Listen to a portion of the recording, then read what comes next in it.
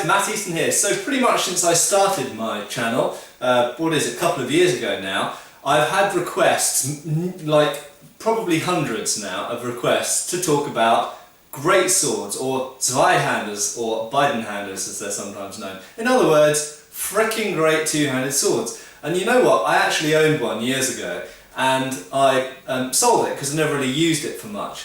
But times change and sometimes things fall into your lap, and this time this fell into my lap, okay? There we go, it comes up to my chin, it's massive. It's actually the Deltin Swiss or Venetian actually, Venetian two-handed sword I think they list it as. And I actually picked it up in auction. It was an antique auction, no one else knew what it was. I thought, that's a Deltin, that's actually fairly good quality. And I got it, and it's awesome. I actually had a friend of mine, David Rawlings, who some of you may well know, he runs a channel but also the London Longsword Academy. He had one of these years ago, so I have played with one of these before, and yeah, it's big.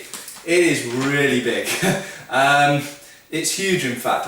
I think I don't want to brag here, but I think that mine is bigger than Scalagrim's. But this thing weighs over £7. Now, some of you might go, £7, a £7 sword. And yeah, that's fairly heavy. However, it's actually not that heavy for something that's the size of a polearm. You've got to remember that a halberd or a bill weighs about £7 or £8 usually. A poleaxe weighs usually about £7. And this is the size of a poleaxe. You've got to compare like with like. Don't compare it with one-handed swords which weigh £2 or sometimes £3. You've got to compare this with something which is twice the size of a one-handed sword, which is a massive two-handed sword. Now, I'm obviously going to use this in future videos, so I'm not going to blow my wad all at once and tell you everything there is to tell about these massive two-handers. I have done a couple of sort of brief touching on the subject videos in the past, but what I will say is really about the weight, and there are quite a lot of these surviving in collections, in the Wallace collection for example, or in Vienna, the sort of the main armoury in Vienna. There's like dozens of these, and their weight does vary. They can be as low as about £5, but they tend to be not as long as this, or they tend to be very narrow. You do get some very narrow bladed, pointy, thrusty variants. And they go right the way up to £15 for the ones which were probably ceremonial, what we call bearing swords, just for carrying in front of processions and such like.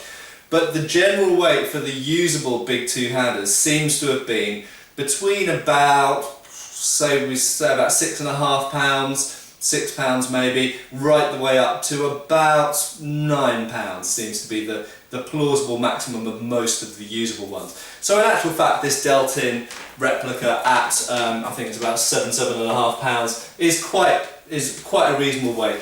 And moving it around, yes, it is really heavy. Obviously I can't swing it, I'll take out the ceiling in this place if I swing it really vigorously. But yeah, you can move it around quite easily.